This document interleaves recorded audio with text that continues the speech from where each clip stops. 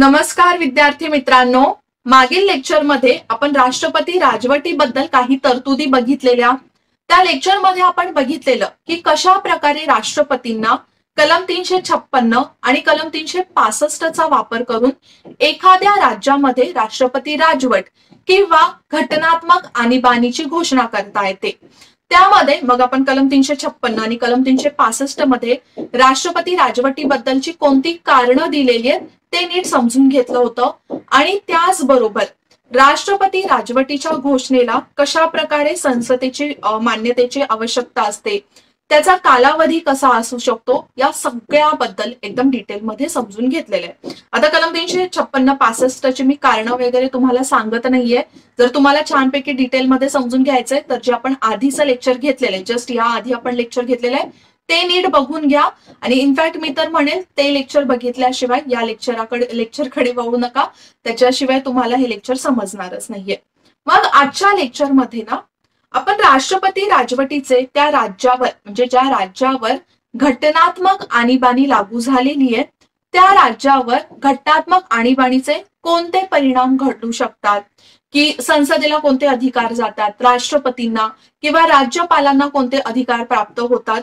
त्याचबरोबर एक ना खूप महत्वाचा खटला आहे राष्ट्रपती राजवटीशी संबंधित, ते म्हणजे SR बोम्मई खटला. हा खटला ना खूप महत्वाचा आहे. आयोगाने या खटल्यामध्ये जे काही वर्डिक्ट होते, जे काही निर्णय आहेत ना, त्यावर सुद्धा बऱ्याच वेळेला प्रश्न विचारलेले आहेत. म्हणजे तुम्हाला असा प्रश्न विचारला जाईल की सर्वोच्च न्यायालयाने SR बोम्मई खटल्यामध्ये राष्ट्रपती राजवटीबद्दल कोणकोणते निर्णय दिले. मग तुम्हाला 4 असे निर्णय सांगितले जातील. मग त्यातलं योग्य किंवा अयोग्य जे निर्णय आहे ते ओळखायला लावलं जाईल. आणि बरेचसे निर्णय घेतले होते राष्ट्रपती राजवटीबद्दल किंवा त्या तरतुदीबद्दल, आणि ते महत्वाचे म्हणूनच आपण आज हे परिणामांबद्दलचं सेपरेट लेक्चर घेतोय, हे लक्षात ठेवा. ठीक आहे. त्याचबरोबर परिणाम सुद्धा खूप महत्वाचे. आणि प्लस अजून एक जी छोटीशी आणीबाणी आपली राहिलेली आहे, आर्थिक आणीबाणी, त्याच्या तरतुदींचा अभ्यास करायचा आहे. आर्थिक आणीबाणीबद्दल बघा जास्त फॅक्च्युअल इन्फॉर्मेशन आपल्याकडे नाहीये, कारण की आतापर्यंत एकदा सुद्धा आपल्या देशामध्ये आर्थिक आणीबाणी लागू झालेली नाहीये. त्याच्यामुळे त्याच्यावर जास्त काही आपण म्हणू शकतो अशा कॉन्ट्रोवर्सीज नाहीयेत, खटले नाहीयेत, दुरुस्त्या नाहीयेत. त्यामुळे तो एकदम छोटासा टॉपिक आहे, तो लगेचच आपला कव्हर होणार आहे, जे आपण लेक्चरच्या शेवटी घेणार आहोत. सो आपण आधीच्या 2 लेक्चर्स मध्ये बघितलेला आणीबाणीच्या, ते म्हणजे राष्ट्रीय आणीबाणी आणि त्याचे परिणाम. राष्ट्रीय आणीबाणीची तरतूद देण्यात आलेली आहे कलम 352.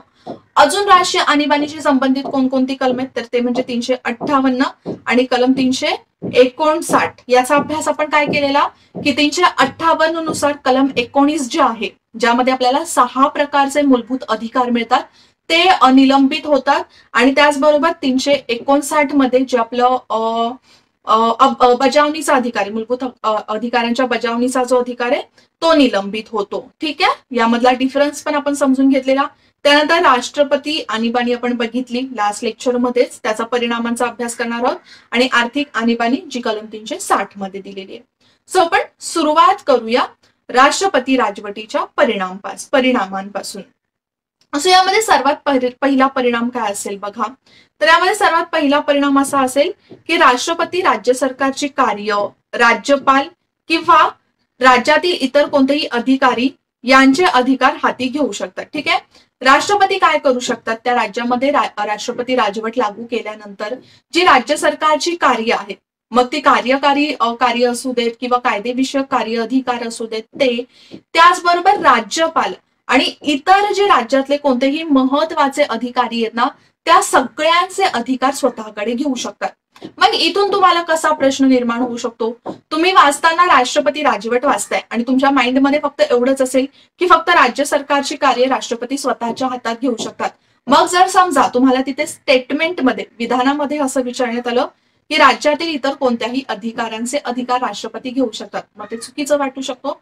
म्हणून हे सेंटेन्स यामध्ये कोण कोण आहेत ते लक्षात ठेवा. कोणाकोणाची कार्य राष्ट्रपती स्वतःच्या हाती घेऊ शकतात, राज्य सरकारचं तर घेणारच आहे, त्याचबरोबर राज्यपालांचं घेणार आहे, आणि राज्यातील इतर जे कोणतेही महत्वाचे अधिकारी असतील त्यांचे अधिकार सुद्धा राष्ट्रपती स्वतःकडे घेणार आहेत. ओके. सो पहिला परिणाम तुम्हाला समजला.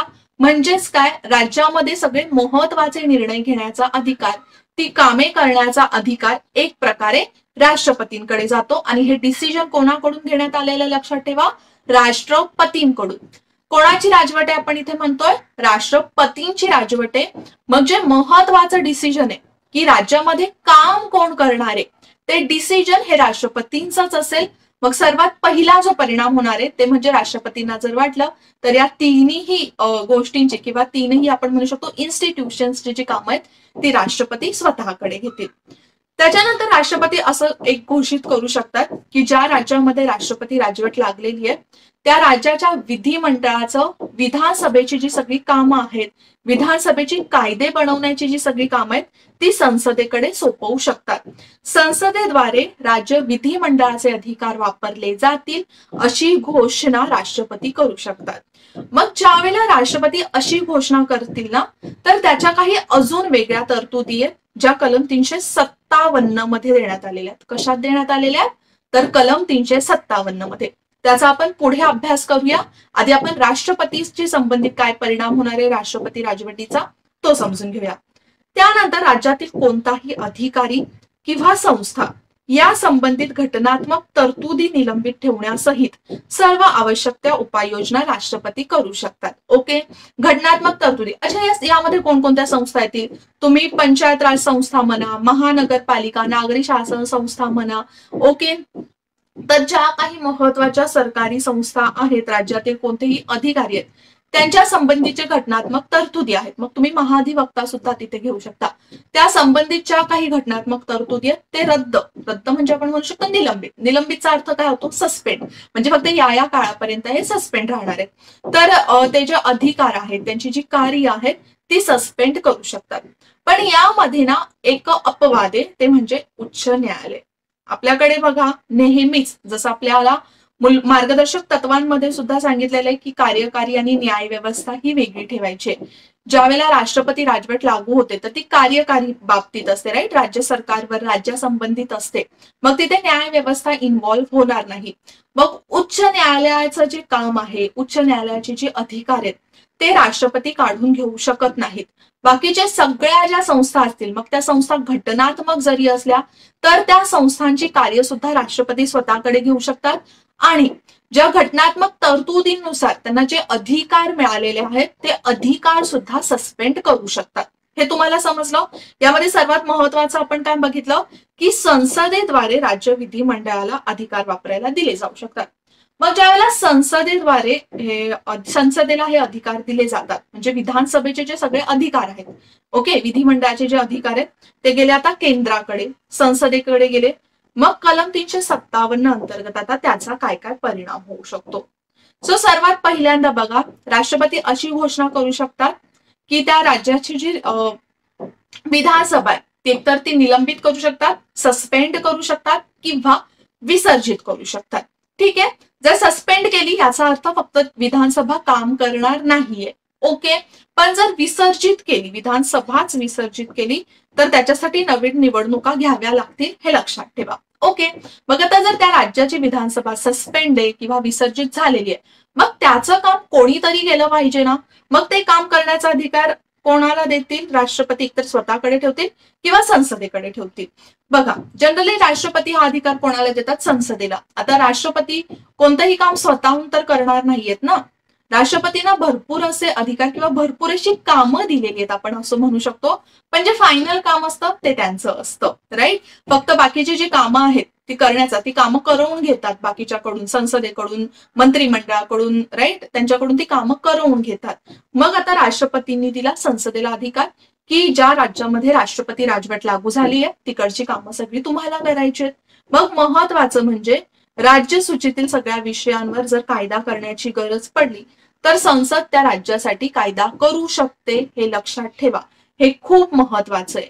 मग हा तर महत्वाचा अधिकार झाला की संसद राज्यासाठी कायदा करू शकते. ओके, कायदा करण्याचा अधिकार तर संसदेला मिळालाच, पण संसद ना यामध्ये अजून एक काम करू शकते.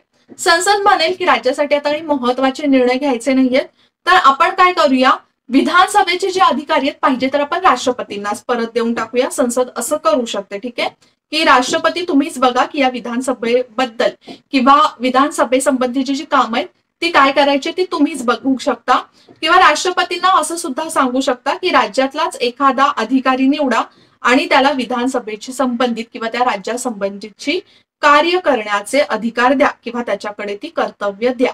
ओके, म्हणजे ज्या वेळेला संसदेला हा अधिकार दिला जातो की विधानसभेमध्ये जे काही निर्णय घेतले जातात ते आता संसदच घेईल, तर संसद सुद्धा त्याच्यावर पुढचा निर्णय घेऊ शकते. संसद स्वतः परत म्हणू शकते की राष्ट्रपतींना विधानसभेचे अधिकारी असावेत, किंवा राष्ट्रपती एखाद्या प्राधिकाऱ्याची, एखाद्या वेगळ्या अधिकाऱ्याची नियुक्ती करून ते जे विधानसभेचे अधिकार आहेत किंवा जी कार्य आहेत ती एखाद्या व्यक्तीला देऊ शकतात. ठीक आहे, किंवा राज्यपालांना सुद्धा देऊ शकतात.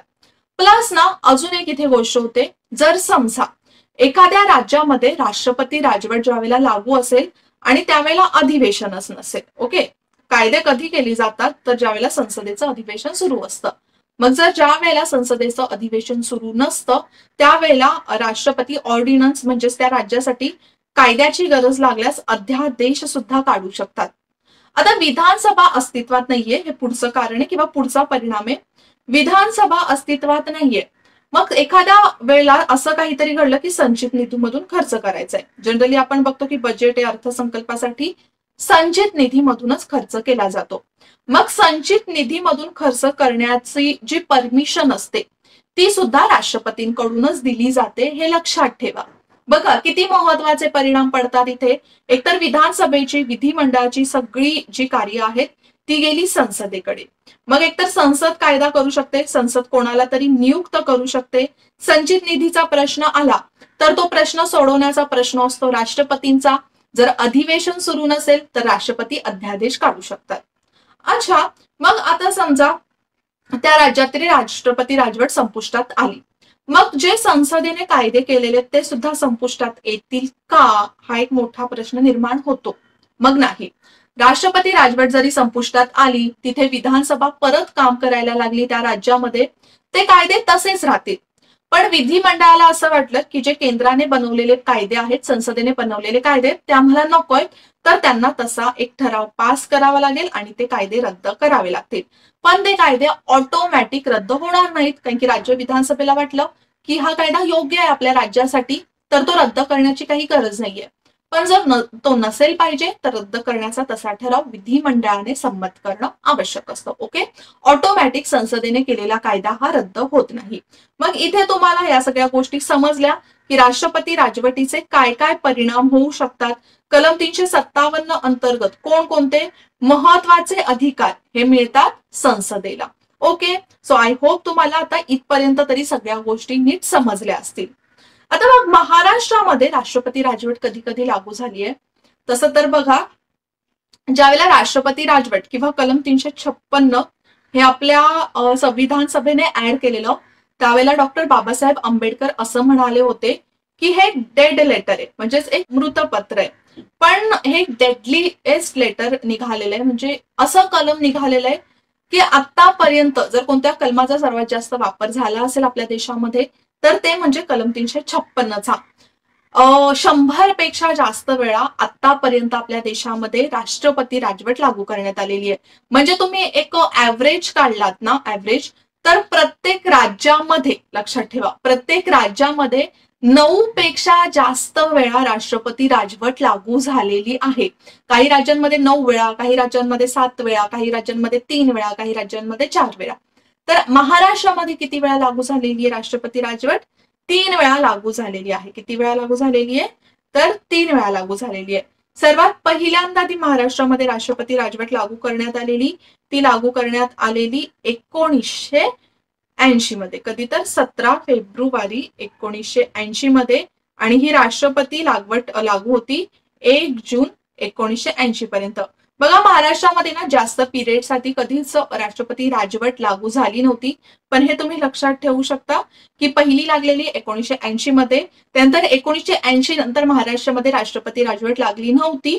त्यानंतर लागली ती म्हणजे 2014 मध्ये, ते म्हणजेच 28 सप्टेंबर 2014 मध्ये. किती दिवसांसाठी लागलेली त्याच्यावर सुद्धा एक करंट अफेअर बेस्ड प्रश्न निघू शकतो. ते म्हणजे 32 दिवसांसाठी, 28 सप्टेंबर पासून तर ते 31 ऑक्टोबर पर्यंत ही आणीबाणी लागू होती.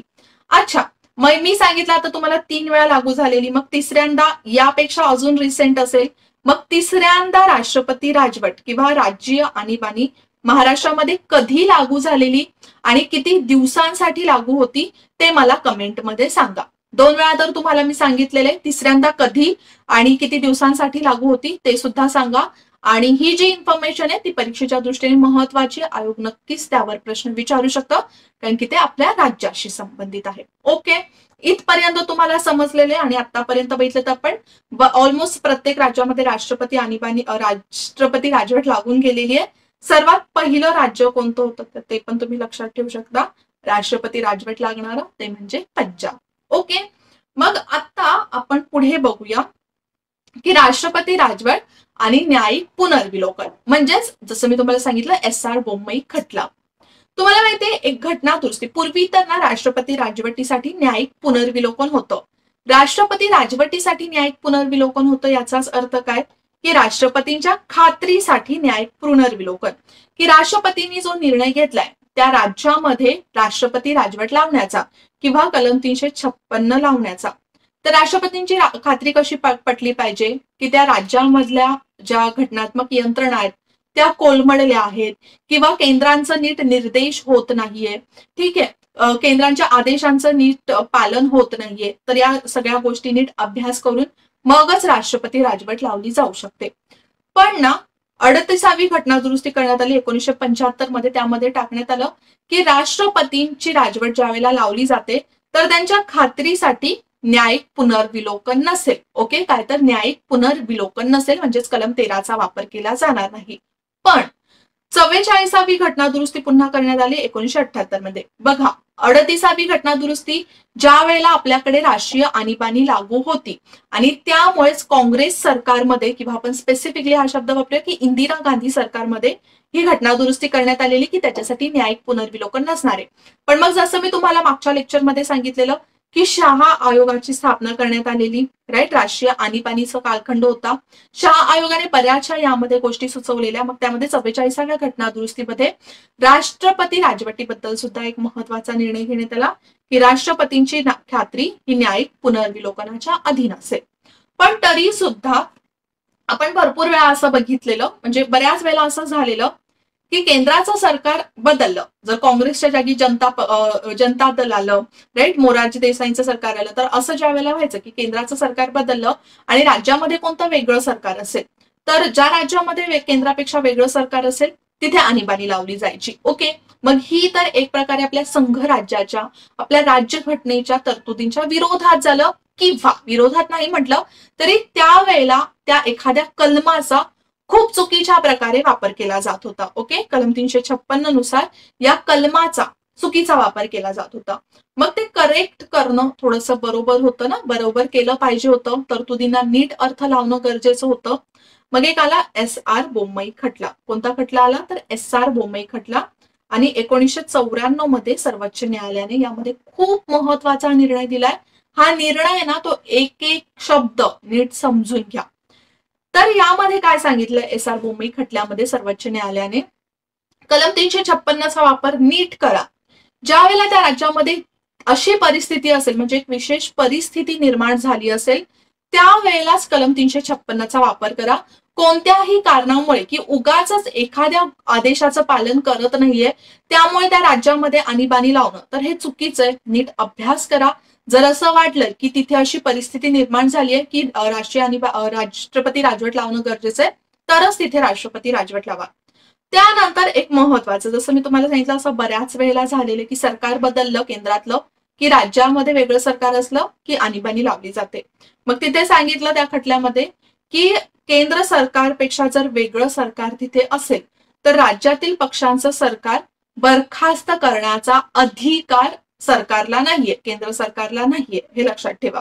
त्यानंतर महत्वाचं सांगितलं की राष्ट्रपतींच्या घोषणेला म्हणजेच त्यांच्या खात्रीला न्यायिक पुनर्विलोकन आहे. आणि जर न्यायिक पुनर्विलोकनामध्ये न्यायालयाला असं आढळलं, न्यायालयाला म्हणजे सर्वोच्च न्यायालयाला असं आढळलं की राष्ट्रपतींची जी खात्री होती ती तर्कसंगत नव्हती, अयोग्य होती, अवैध होती, तर जे निलंबन आहे विधानसभेचं वगैरे ते परत पुनर्प्रस्थापित केलं जाऊ शकतं किंवा राष्ट्रपती राजवटीची जी घोषणा आहे ती रद्द केली जाऊ शकते न्यायालयाकडून, हे लक्षात ठेवा. सो हा एक महत्वाचा अधिकार सर्वोच्च न्यायालयाला मिळालेला आहे. आणि त्याचबरोबर जरी राष्ट्रपतींनी समजा राजवट लावली, ओके, आणि त्याच्यानंतर सर्वोच्च न्यायालयामध्ये हे गेलं न्यायिक पुनर्विलोकनासाठी, तर ही जी राष्ट्रपती राजवट त्या राज्यावर लावण्यात आलेली आहे ती योग्य आहे ही सिद्ध करण्याची जबाबदारी कोणावर असणार आहे? केंद्रावर. त्याच्यासाठी राष्ट्रपती जाणार नाहीयेत न्यायालयामध्ये. कोण जाणार आहे? केंद्राचा एक व्यक्ती जाईल आणि तो सिद्ध करेल की कशा प्रकारे राष्ट्रपती राजवट ही त्या राज्यामध्ये लावणं गरजेचं होतं. राष्ट्रपती राजवट ही योग्य पद्धतीनेच लावली गेलेली आहे.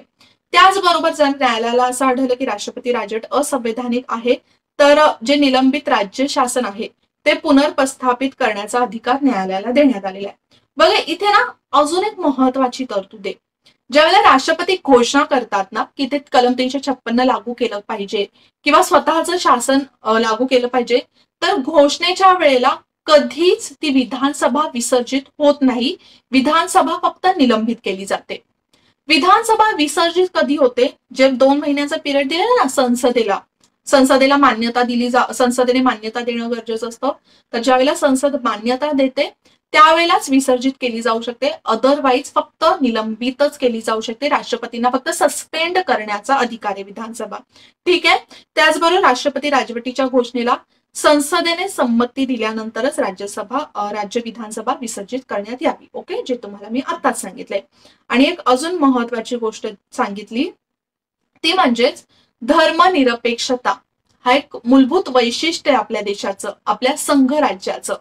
तर धर्माच्या नावावर कुठेही याचं एक राजकारण करू नये आणि त्यानुसार राष्ट्रपती राजवट लावू नये. ओके, सो बरेचसे जे महत्वाचे पॉइंट आहेत राष्ट्रपती राजवटीबद्दलचे किंवा या आधी चुकीच्या पद्धतीने राष्ट्रपती राजवट जी लावण्यात आलेली त्याला बरंचसं करेक्शन करण्यात आलं आणि त्यामुळे आपण जर बघितलं तर त्याच्यानंतर राष्ट्रपती राजवट ही खूप कमी वेळा लावण्यात आली आहे. मग जनरली ना आता तुम्ही बघा कोणत्याही राज्यामध्ये राष्ट्रपती राजवट कधी लावली जाते, कोणतंही कारण नसतं. फक्त एक कारण आपल्याला जास्त सिमिलर दिसतं, ते म्हणजे तिकडच्या विधानसभा निवडणुकांमध्ये जर काही गोंधळ उडाला असेल, ओके, किंवा विधानसभा नसेल, कार्यरत नसेल, निवडणुकांमध्ये काही प्रॉब्लेम झाला असेल, तर त्या पिरियडसाठी जनरली आपल्याला राष्ट्रपती राजवट लागलेली बघायला मिळते. ठीक आहे. अदरवाईज आपल्याला असं कोणतंही इतर रिझन दिसत नाही. इनफॅक्ट महाराष्ट्रामध्ये जी तिसऱ्यांदा राष्ट्रपती राजवट लागलेली, दुसऱ्यांदा राष्ट्रपती राजवट लागलेली, तर ती याच कारणावरून लागलेली हे लक्षात ठेवा. तिसऱ्यांदा कधी लागलेली या प्रश्नाचं उत्तर मी तुम्हाला विचारलेले, तर ते मला कमेंटमध्ये सांगा, महत्वाचं आहे. ओके, सो आता इथपर्यंत तुम्हाला राष्ट्रपती राजवटीबद्दल जे आपण तरतुदी बघितल्या, परिणाम बघितले, खटला बघितला, या सगळ्या गोष्टी नीट समजल्या असतील असं मी कन्सिडर करते. आता आपण पुढे वळूया तिसऱ्या आणीबाणीकडे. तिसरी आणीबाणी आहे ते म्हणजे आर्थिक आणीबाणी, ज्याची तरतूद आपल्याला देण्यात आलेली आहे कलम 360 मध्ये. कशात? तर कलम 360 मध्ये. ही कलम लक्षात ठेवा, आयोगाने अनेक वेळा जोड्या लावांमध्ये ह्या कलमांवर प्रश्न विचारलेले आहेत. यामध्ये काय दिलंय की भारताची किंवा त्याच्या कोणत्याही भागाची पत किंवा आर्थिक स्थैर्य धोक्यात आले आहे अशा वेळी राष्ट्रपती आर्थिक आणीबाणी घोषित करू शकतात. बघा, आर्थिक आणीबाणी सुद्धा पूर्ण देशासाठी किंवा एखाद्या भागासाठी जसं राज्यासाठी वगैरे लावू शकतात. कशावरून?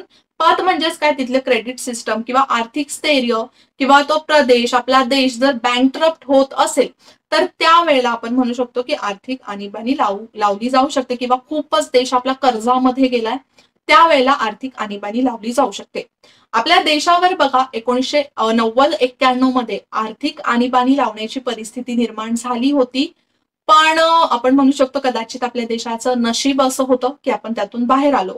आपले चांगले अर्थमंत्री होते तेव्हा मनमोहन सिंग, त्यांनी बरेचसे चांगले महत्वाचे निर्णय घेतले आणि त्यातून आपला देश बाहेर पडला. पण तेव्हाची परिस्थिती एवढी वाईट झालेली की आर्थिक आणीबाणी लावण्याची गरज लागली होती. बघा, आर्थिक आणीबाणी लावणं जसं राष्ट्रीय आणीबाणी किंवा राष्ट्रपती राजवट लावणं या नॉर्मल गोष्टी आहेत. याचा फिनान्शियली जो आहे तो इंटरनली जो काही इम्पॅक्ट होतो तो होतो. पण आर्थिक आणीबाणी लावली ना तर आपण म्हणू शकतो एक इकॉनॉमिक किंवा व्यापाराच्या दृष्टीने जर आपण वर्ल्ड वाईड बघितलं तर खूप वाईट इम्पॅक्ट एखाद्या देशावर पडतो आणि परत त्या देशाला उभं करणं खूप कठीण होऊन जातं. त्यामुळे जनरली कोणताही देश म्हणजे कोणत्याही देशामध्ये आर्थिक आणीबाणी लावणं ही एक खूप मोठी गोष्ट मानली जाते आणि सहसा ती लावली जातच नाही. मग 38वी घटना दुरुस्ती 1975 अन्वये आर्थिक आणीबाणीची घोषणा करण्याबाबत राष्ट्रपतींची खात्री पटणं हे अंतिम होतं. त्याला आव्हान नव्हतं न्यायालयामध्ये, म्हणजेच न्यायिक पुनर्विलोकन नव्हतं. पण 44व्या घटना दुरुस्तीने ती रद्द करण्यात आली. सेम राष्ट्रपती राजवटीबाबत सुद्धा आपण तेच बघितलेलं. संसदेची मान्यता काय आहे तर आर्थिक आणीबाणी लागू केल्यापासून 2 महिन्यांच्या कालावधीमध्ये दोन्ही गृहांनी, राज्यसभा लोकसभा दोन्ही गृहांनी मान्यता दिली पाहिजे, तरच ती आर्थिक आणीबाणी कंटिन्यू राहू शकते. ठीक आहे. त्याचबरोबर जसं आपण आधी राष्ट्रपती राजवटीमध्ये बघितलेलं, लास्ट लेक्चरमध्ये बघितलेलं आहे, त्यामुळे मी थोडं फास्ट घेते. ओके. आता परत ते समजवणार नाहीये मी, कारण की ऑलरेडी 2 लेक्चर्समध्ये एकदम डिटेलमध्ये समजवलेलं आहे. तर तेच थोडंसं रिकॉल करा. बघा, महिन्याच्या म्हणजेच 2 महिन्यांच्या आधीच जर लोकसभा विसर्जित झाली असेल किंवा 2 महिन्यांच्या मध्ये कुठे विसर्जित झाली तर राज्यसभा मान्यता देईल. ज्यावेळेला परत लोकसभा येईल, नवीन लोकसभा, पहिल्या बैठकीपासून 30 दिवसांच्या आत त्यांना आणीबाणीला मंजुरी द्यावी लागेल. नाहीतर आणीबाणी 30 दिवसांमध्ये पुढच्या 1 महिन्यामध्ये रद्द होऊन जाईल. ठीक आहे. आर्थिक आणीबाणीचे परिणाम काय होतात तर बघा, एकतर केंद्र ठरवेल त्या आर्थिकदृष्ट्या योग्य अशा तत्वांचे पालन करण्याचं कोणालाही राज्यांना आदेश देईल. राज्यांना सांगेल की तुम्ही ह्या योजनेवर आता खर्च करू नका किंवा हा खर्च वाचवा, या सगळ्या गोष्टी सांगते, या आदेश सांगेल आणि राज्यांना त्या आदेशांचं पालन करणं भागच आहे. आणि या उद्दिष्टासाठी राष्ट्रपतीला आवश्यक व पुरेसे वाटतील असे आदेश देतील. ओके. सो या सगळ्या गोष्टी कशाच्या बाबतीत? आर्थिक. जसं समजा राज्याने एखादं बजेट काढलं, ओके, जर केंद्राला असं वाटतं की हा बजेट खूप हाय आहे, या गोष्टींसाठी सध्या खर्च करण्याची गरज नाहीये, मग केंद्र सांगू शकतं किंवा राष्ट्रपती काही आदेश काढू शकतात की तुम्ही एवढ्या अमाऊंटचाच बजेट काढा, या बाहेर बजेट गेला नाही पाहिजे. ठीक आहे. सो आय होप तुम्हाला आता या सगळ्या गोष्टी समजल्या असतील. मी तसं तर तुम्हाला सांगितलेलं आहे की आपल्याकडे राष्ट्रपती राजवट, राष्ट्रीय आणीबाणी, राज्य आणीबाणी आणि त्याचबरोबर आर्थिक आणीबाणी तर तशी कधी लागलेली नाहीये. ओके. बाकीचं जर काही फॅक्च्युअल इन्फॉर्मेशन असेल तर इंटरनेटवर बऱ्याचशा गोष्टी अवेलेबल आहेत, त्या पण कधी कधी वाचत जा. तसं तर मी ऑलमोस्ट बऱ्याचशा गोष्टी तुमच्या कव्हर करते. पण राहिलंच, इनफॅक्ट तुमची ही रिस्पॉन्सिबिलिटी आहे की पूर्णपणे क्लासेसवर किंवा तुम्ही ते व्हिडिओ लेक्चर्स बघता त्याच्यावर डिपेंडंट राहायचं नाहीये. तुम्हाला खूप सारं इतर वाचन सुद्धा करणं गरजेचं आहे. ओके. सो आता लेक्चरमध्ये आपण इथेच थांबूया. तुम्हाला एक महत्वाचा प्रश्न मी विचारलाय लेक्चरमध्ये, त्या प्रश्नाचं उत्तर द्या. पुन्हा भेटूया आपण नेक्स्ट लेक्चरला. तोपर्यंत जय हिंद, जय महाराष्ट्र आणि थँक्यू. तुम्हाला परीक्षेची परिपूर्ण तयारी करायची असेल तर विजन स्टडीचं ऍप हे नक्कीच तुमच्या फोनमध्ये डाउनलोड करा. विजन स्टडीच्या ऍपवर भरपूर असं स्टडी मटेरियल पूर्णपणे फ्री अवेलेबल आहे. जसं डेली बेसिसवर करंट अफेअर्स अपलोड होत असतात, त्याचबरोबर जीएसचे जे सब्जेक्ट आहेत सगळे सब्जेक्ट त्याच्या इन डिटेल्स नोट्स अवेलेबल आहेत, जे तुम्ही नेहमी अभ्यासाबरोबर वाचू शकता. त्याचबरोबर डेली क्विज अपलोड केल्या जातात आणि सर्वात महत्वाचं म्हणजे बुधवारी आणि शनिवारी सामान्य अध्ययन चाचणी कंडक्ट केली जाते, तर त्या सुद्धा अटेंड करून तुमची तयारी चेक करू शकता.